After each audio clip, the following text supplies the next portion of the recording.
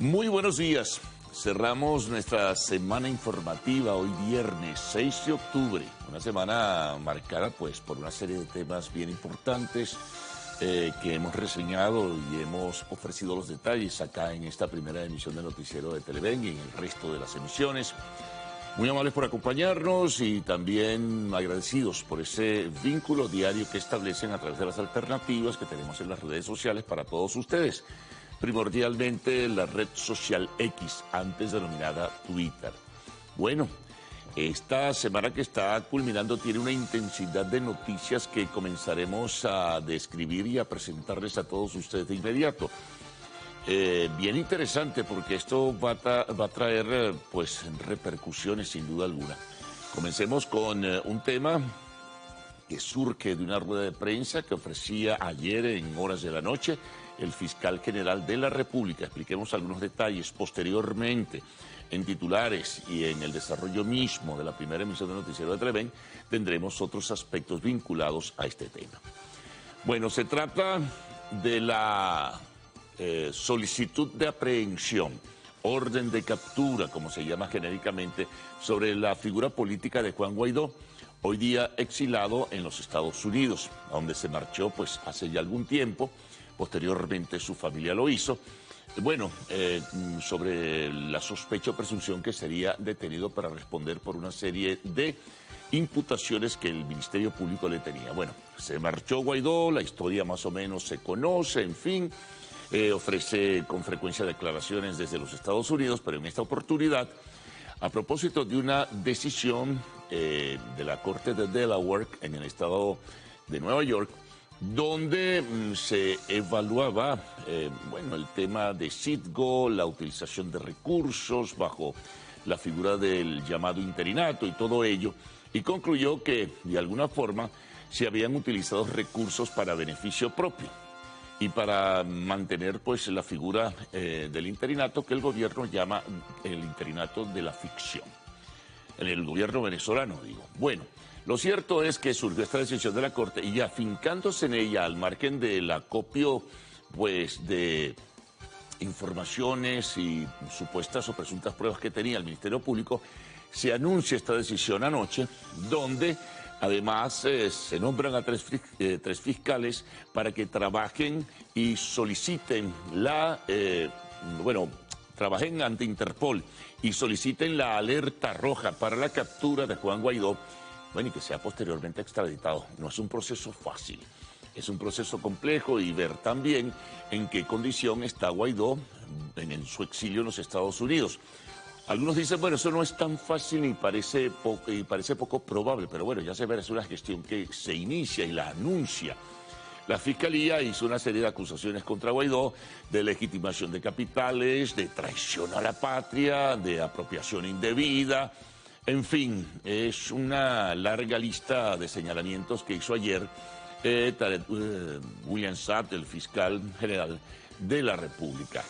Respondía Guaidó posteriormente a través de un video, criticando y rechazando pues, la decisión de la Fiscalía e invitando al presidente Nicolás Maduro a que se trasladen ambos a cualquier tribunal federal de los Estados Unidos o a la Corte Penal Internacional en La Haya para contrastar quién de los dos tiene acusaciones o señalamientos. En fin, cosas de la política, cosas de lo que es el debate abierto y público y que, bueno, tiene que ver con muchas cosas que están ocurriendo también aquí en el país. Esa fue la respuesta de Guaidó, repito, a través de un video, rechazando estas acusaciones que hizo anoche el fiscal general. Pero no solamente quedó allí en la instancia del Ministerio Público, se conocieron otras decisiones también en el terreno judicial, porque ayer la Sala de Casación Penal, o genéricamente conocida como Sala Penal, también hizo una segunda solicitud comprometiéndose frente al Reino de España a respetar, si se logra la extradición, ya explicaremos, respetar los derechos de estas personas y señalando cuáles son las acusaciones que se les hacen. Bueno, por conspiración, por traición a la patria, por promover la violencia, etc. Esto recae por segunda vez la solicitud. ¿En qué personas? Bueno, en Antonio Ledesma, quien fue alcalde metropolitano y está en España, allí está en el exilio, sobre Dinora Figuera, presidenta de la Comisión Delegada de la Asamblea Nacional de 2015, quien también está en España, al igual que Auristela Vázquez, otra diputada de esa asamblea ya desaparecida, ¿no? También a Marianela Fernández, quien al parecer está en los Estados Unidos, parlamentaria. Bueno, se solicita la extradición por una serie de acusaciones, bueno, el manejo, en fin, de recursos y todo esto que también señalábamos sobre Ledesma como un promotor de hechos de violencia. Ledesma es, digamos, el responsable del Consejo Político Internacional que apoya la candidatura de María Corina Machado para la primaria pautada para este sector de la oposición el 22 de octubre. Ledesma respondía y rechazaba, por supuesto, ayer mismo a través de su cuenta de X, antes conocida como Twitter, los señalamientos y la solicitud de extradición, y cuestionaba que el magistrado que tomó la decisión y fue el ponente fuese Michael Moreno. Hizo una serie de observaciones, dijo que seguirían en la lucha, igual de lo suyo hizo la parlamentaria Dinora Figuera, quien vive, como decíamos, en España.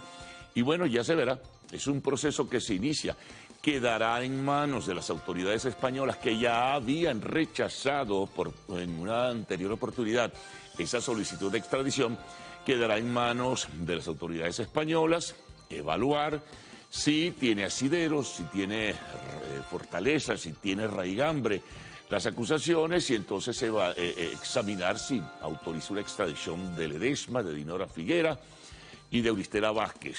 El caso de Marianela Fernández está en los Estados Unidos. No se sabe cómo se va a manejar esta situación. Bueno, pero en fin, son noticias que destacan y se jerarquizan en diferentes medios de comunicación social, no solo nacionales, sino también internacionales. Bueno, seguramente hoy habrá nuevas repercusiones, habrá nuevos elementos en este sentido. Vamos con un tema bien controversial y delicado. Se conoció ayer, incluso a través de un comunicado del Gobierno Nacional, lo asumía como tal el canciller Iván Gil, que se había firmado un acuerdo de migración con el gobierno de los Estados Unidos para deportar, para traer a Venezuela a través del llamado plan de retorno a la patria o vuelta a la patria, a los venezolanos que están en forma ilegal en los Estados Unidos. Vamos a establecer un poquito la historia. Hasta el 31 de julio de este año, los Estados Unidos decidió darle un estatuto de protección temporal a los venezolanos que habían cruzado la frontera por el norte de México hacia los Estados Unidos, en un número aproximado alto, significativo, de 472,000 personas. Pero ¿qué ocurre? Con este anuncio y este acuerdo entre los gobiernos de Estados Unidos y Venezuela, pues aquellos que han cruzado en forma ilegal y que no tengan asideros y que no tengan un soporte legal precisamente para mantenerse en el territorio de los Estados Unidos deberán ser deportados. Esto de vuelta a la patria, ¿cómo se va a canalizar? No lo sabemos. Por ahora, la organización logística, digo, ¿qué significa ello? Bueno, que son miles de venezolanos que tendrán que regresar al país. El comunicado del gobierno de Venezuela, de la Cancillería, pues dice que se tomarán las medidas necesarias para pudiera entenderse el buen retorno de estos venezolanos, si se van a venir con aviones de los Estados Unidos, pero van a ser deportados todos aquellos que entraron después del 31 de julio. Y los que entraron antes y que permanecen todavía allí, bueno, hay una distribución por diversas partes de los Estados Unidos, por Nueva York, por Chicago, en una condición realmente lamentable, eso hay que decirlo. Bueno, algunos de ellos incluso, si no demuestran esa base legal de la que habla el gobierno de los Estados Unidos, podrían ser deportados también. Son miles de venezolanos. En ese sentido es la mayor migración de toda la América. Han otros que han cruzado, centroamericanos, haitianos, colombianos, en fin, cubanos. Pero los venezolanos son la mayoría abrumadora en términos generales. Así que bueno, hay que estar preparados, tienen que saberlo. deben estar enterados ya. Se tejen muchas especulaciones. No fue una decisión unilateral del gobierno de los Estados Unidos, fue un acuerdo que de paso muchos dicen, ¿y esto qué significa? Que pudieran también a cambio de este acuerdo tal vez flexibilizarse algunas de las sanciones que recaen sobre individualidades del gobierno de Maduro. Bueno, las especulaciones están abiertas y están colocadas en la mesa de trabajo en ese sentido. Se verían realizando reuniones. Bueno, uno de los temas, justamente ahora que se conoce esto, era el tema migratorio. Y los familiares aquí, bueno, estén pendientes si tienen contactos, que muchos van a tener que regresarse o a menos que decidan luego volver a salir e irse a otro país. Pero además los que sean deportados no van a poder regresar, los ilegales no van a poder ingresar nuevamente a los Estados Unidos. Bueno, seguimos. Temas nacionales. Vamos con la inflación. Ayer el organismo independiente Observatorio Venezolano de Finanzas dio a conocer cuál fue el resultado de la inflación, del seguimiento que realizan en el mes de septiembre. Bajó la inflación, pero ¿en qué sentido? Bajó al 6%, 7.6 puntos menos que en el mes precedente, que en el mes de agosto. Pero esto no significa que no se siga ejerciendo presión inflacionaria, porque el elemento de referencia para medir precios es la paridad de dólar-bolívar. Esa tasa es la que ejerce la mayor inflación, es la que ejerce la mayor presión inflacionaria en este caso. Y entonces, por ello, la inflación no se detiene, al margen de que haya bajado al 6%, de acuerdo al Observatorio Venezolano de Finanzas, en el mes de septiembre, pero continúa alta. La anualizada es del 396%, septiembre 2022, septiembre 2023. La acumulada es de 159,4%, muy alta, muy alta. Así que bueno, imagínense, Estados Unidos tiene un lío con la inflación y es del 3.7%. Nosotros con el 6%. Y además que habíamos salido de la hiperinflación, pero esa sombra tenebrosa de la hiperinflación se retoma a pesar de que ha bajado un tanto. Bueno, el rubro educación fue el que más subió, un 15%, también el rubro de alimentos se ve afectado y el sector de servicios. Vamos con el tema de primaria. Bueno, ¿qué ha ocurrido? ¿Qué se ha conocido en las últimas horas? Ayer finalmente se conoció un nuevo recurso, que simplemente es solicitud a la sala electoral de un pronunciamiento sobre el por qué la Comisión Nacional de Primarias no aceptó los términos en que el Consejo Nacional Electoral presentó la posibilidad de darle apoyo técnico. Bueno, es un galimatías allí de argumentos en este sentido.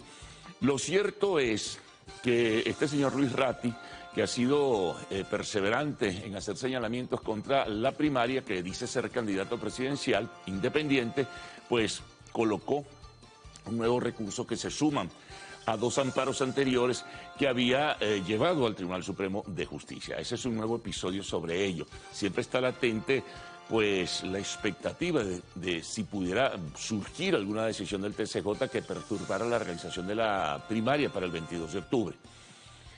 Recuerden que el CNE había propuesto que si querían un mayor apoyo debería posponerse por un mes o un poco menos de un mes, hasta el 19 de noviembre, la realización de esa cita electoral. Aparte de todo ello, de lo que fue este recurso, bueno, los candidatos siguieron en su promoción. Hubo problemas en el estado Carabobo con María Corina Machado.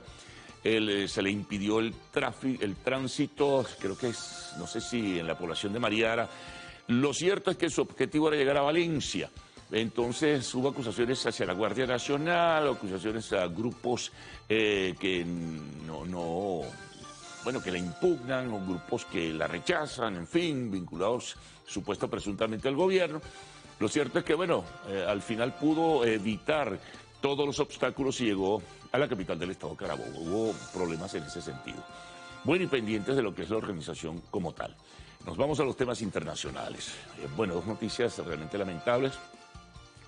Una, porque está más cercana en cuanto a cobertura informativa, que es Ucrania.